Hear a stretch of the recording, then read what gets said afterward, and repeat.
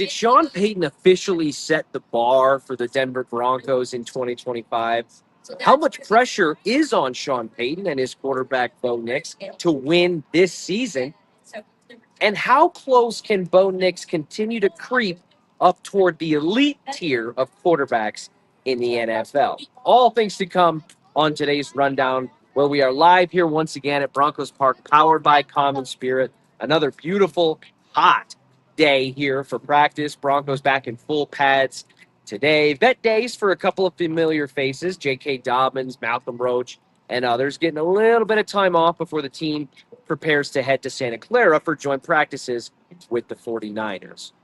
While there was plenty of stuff to get into today, it was yesterday's headlines that caught the attention of the local and national media, coming from Sean Payton, who had an interview with Charles Robinson of Yahoo Sports. And thankfully for all of us, we got another one of what we call double latte days from Sean Payton. That obviously a reference to his first season here in Denver, where he had a interview with Jared Bell, a very respected NFL columnist and someone who Sean Payton considers a friend. And during that conversation and pseudo interview, Sean Payton went on to say that he would be pissed if the Broncos weren't a playoff team in his first season, and that Nathaniel Hackett may go down as the worst head coach in the history of the National Football League.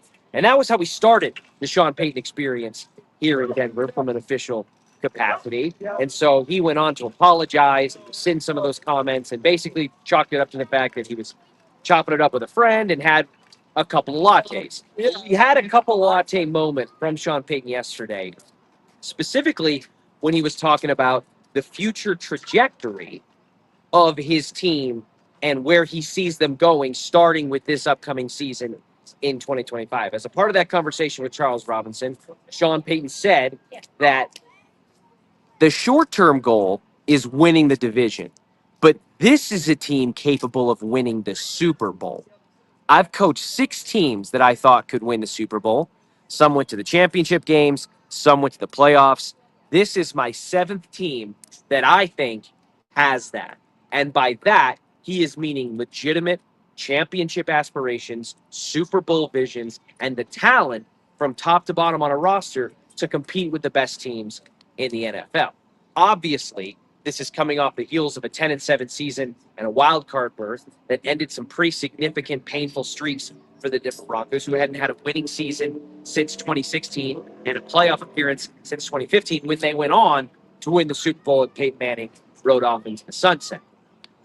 And that season, fueled by a surprisingly effective and efficient season from Bo Nix, who became Sean Payton's kind of muse, his latest Drew Brees, someone that he saw parallels to and drew parallels to throughout the draft process, someone who has worked with Bo Nix and had Bo Nix go visit Drew Brees and learn about some of the intricacies and the nuances of Sean Payton's offense, and somebody who already, after one season in the NFL, is voted not just a top 100 player by his peers in the NFL, but a top 65 player, coming in at 64th overall. And that has completely changed the trajectory of this franchise and skyrocketed the expectations for a fan base that grew used to, for decades, of winning tradition and culture and a championed attitude of success that was nurtured and fostered by Pat Bowlen and carried on by the likes of John Elway and furthered by Peyton Manning,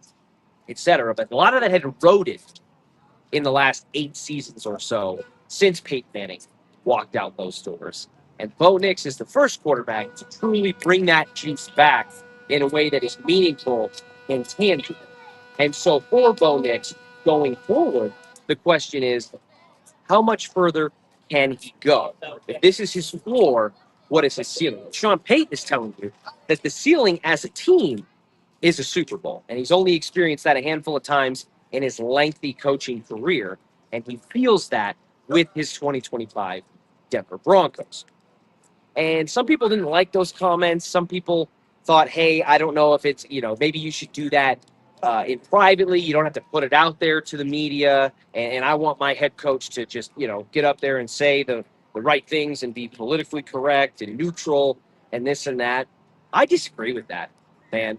I think that Sean Payton has earned the right to speak this way about his team, because prior to his arrival, this team wasn't worthy of speaking in any capacity like that at all.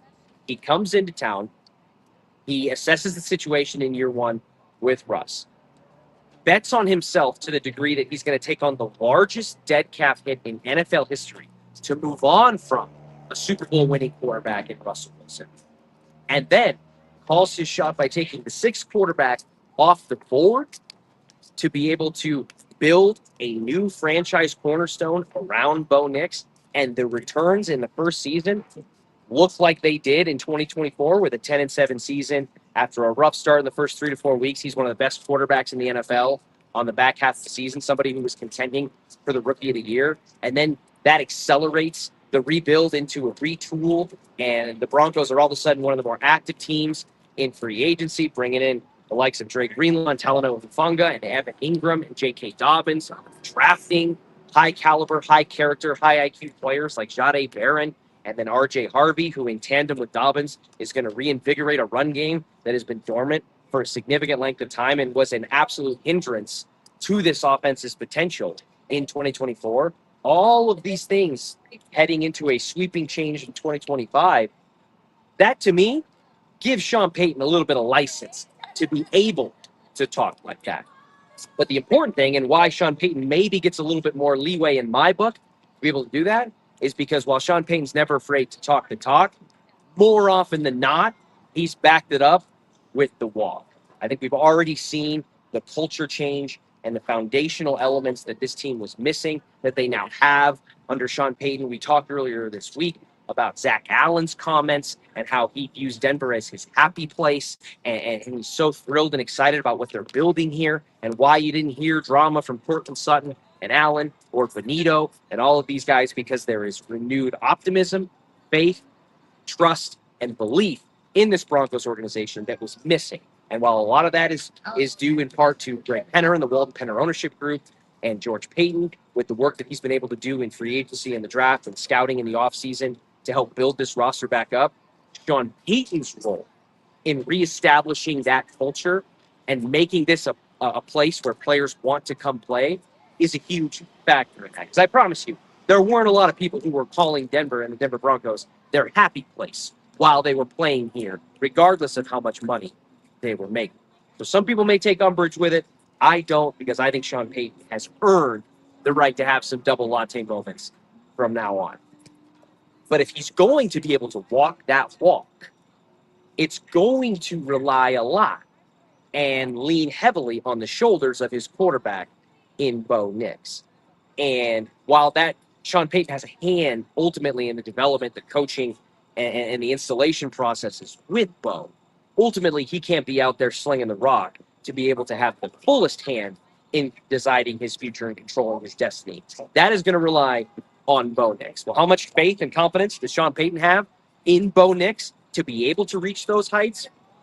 Given the other half of the Double Latte interview with Charles Robinson of Yahoo Sports from over the weekend, I'd say that confidence is pretty high, because when asked about Bo Nix's ceiling and his projection ahead of the 2025 season, Sean Payton said he's going to be one of the top 4 or 5 quarterbacks in the league in the next 2 years. That's what we're seeing right now. He doesn't take sacks. He's got exceptional arm strength. He threw the longest ball at 67 air yards against Cincinnati. He can run. He can throw in funny body angles, essentially saying Bo Nix can do it all. And again, with just one season of tape to go off of, there's more evidence that proves Sean Payton right with that statement than wrong. He's an exceptional athlete. He's proven to be pretty sharp from the neck up. His ability to kind of drink through that fire hose and absorb one of the more intricate and complex offensive schemes that involve so many different personnel groupings and formations and shifts from play to play, drive to drive, game to game, and season to season. For him to be able to absorb all of that, and then in the span of the month, in the first month of his season in 2024, be able to suddenly flip what was one of the uglier starts for a rookie quarterback in recent history to becoming a Rookie of the Year candidate and somebody who was lighting defenses on fire at times, especially in shootout games like we saw against the Cleveland Browns, where he showcased a litany of different skills. I think we all remember that deep ball on that Monday night game against Cleveland. How about the one against the Cincinnati Bengals that Sean referenced there? Throwing at odd body angles, coming across the sideline and whipping it to Marvin Mims in a shootout game there with Joe Burrow, who is one of the top 4 or 5 quarterbacks that Sean Payton was referencing there. So let's just take that sentence for what it is at a moment. Sean Payton believes right now that his second-year quarterback in Bo Nix in the next 2 seasons, so by the time his rookie contract expires, he's ready to get paid and maybe reset the market as the highest-paid quarterback in the NFL. Sean Payton believes that Bo Nix is going to dethrone, if he's going to make it into that top 4, he's going to have to dethrone one of Patrick Mahomes, Josh Allen, Lamar Jackson, Joe Burrow, maybe the reigning Super Bowl champ in Jalen Hurts, fellow division mates Justin Herbert. These are guys that get mentioned in the top 5 amongst NFL circles, whether it's fan bases, media, etc. So Sean Payton already says, I've got one of those guys, and it's just going to take place, and you're going to see the full maturation of it in the next 2 seasons. That is a lofty bar and floor to set for a guy like Bo Nix. But if there's one thing Bo Nix has shown he's able to do in his very brief tenure in the NFL thus far, it's that he has the shoulders with the width and the strength to be able to shoulder that burden. Like I mentioned yesterday, there was for a long time, because of the likes of John Elway, Peyton Manning, etc., a heavy burden that comes with the gravity and the magnitude of being the starting quarterback for a franchise like the Denver Broncos, who, if you were to take this most recent stretch of football out, are one of the more premier organizations in the NFL. Under the Bolin tenure, they had a bragging right that almost has to be scripted to believe it, in that they had more Super Bowl appearances than losing seasons leading into the Super Bowl 50 year, and then things deteriorated quickly after that. But there's a gravitas and a meaning and a weight that comes with that. And almost all, in fact, all of Bo Nix's predecessors between Peyton Manning and the Bo Nix era proved pretty dramatically and pretty quickly that they weren't able to carry that yoke and bear that mantle. But Bo Nix has. And so for Bo Nix and Sean Payton together, I think that they are proving to be a match made in heaven. And I think that we as fans and we here in the media should have no issue and no hesitation about believing that the building blocks are going to continue to stack for these two, and that the connectivity and the synergy between Sean Payton and George Payton, from head coach to front office, is going to continue to work as well as it has with the players that George has been able to identify and bring in to supplement what Sean Payton says that he needs or currently doesn't have. And then it trickles further upstream to the ownership group, which has done nothing but prove that they are the most valuable asset in sports. They are the richest ownership group in professional sports, and they have not been afraid in any capacity to break out that checkbook and bring in what needs to be done, as evidenced by the fact that they're building a multi-million-dollar new facility over here to my right, and that they didn't let that construction impede the tradition of fans here in Broncos country being able to watch practices and maneuvering and finding ways to keep that going. So I guess if I were to sum all of that up into one kind of concise thought, one of the better poets of our generation goes by the name of Wayne Michael Carter Jr., professionally known as Lil Wayne. And he once said, real G's move in silence like lasagna. That's not at all how Sean Payton operates. In fact, Sean Payton, to me, embodies a different Wheezy lyric that says, I do what I do, and you do what you can do about it. And I think that that attitude, that swagger, that bravado, and that confidence, even if you want to say it borders on or steps over into the line of arrogance, I think is backed up by his first 2 seasons heading into year 3 in Denver, and something that overall is a healthy thing to see back in Broncos country, given how long we've gone without any right or opportunity or excuse to be able to feel that way. And even with all of that factored in, I believe the double latte words that Sean Payton is saying. I believe that Sean Payton and Bo Nix and Greg Penner together will hoist the Lombardi Trophy for the Broncos here in Denver. And I believe that the conversation of Bo Nix being a top 5 quarterback in the NFL, voted on by the media, voted on by the fans, voted on by his peers, evaluated by whoever wants to set eyes on his game, I believe genuinely that is in the cards for the young man who's currently starting at quarterback for the Denver Broncos. And maybe it's getting swept up in the hype train. Maybe it's getting caught up in the fact that we've had such bad football here in Denver for so many years in the last decade or so. And now we finally got a taste of the good life back, and we're just ready to dive in with both feet. But again, I'm embodying and embracing the mentality, the mantra, and the attitude of the head coach and saying, you know what? That's okay.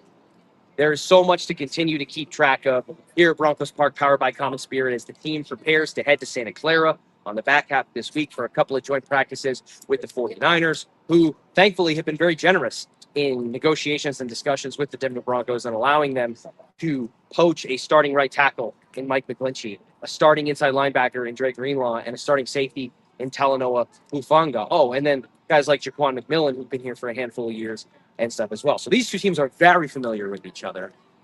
I think that might actually lead to some fireworks in practices over the next 72 hours. One thing is for sure, we will be here to chronicle it all for you on Denver Sports 104.3 The Fan, at DenverSports.com, and across all of our social media channels, YouTube, Facebook, Twitter, X, whatever you want to call it, TikTok, all across the social media platforms, wherever you desire to consume sports and entertainment content, we have it here for you at Denver Sports 104.3 The Fan, with shows like The Rundown, Denver Sports Daily, Orange and Blue Today. Our own Andrew Mason of Orange and Blue Today will be live on location covering the Broncos preseason game coming up this weekend, and be there for updates from everything practice related. So keep your eyes peeled and your ears open for that content. In the meantime, we will catch you tomorrow at noon.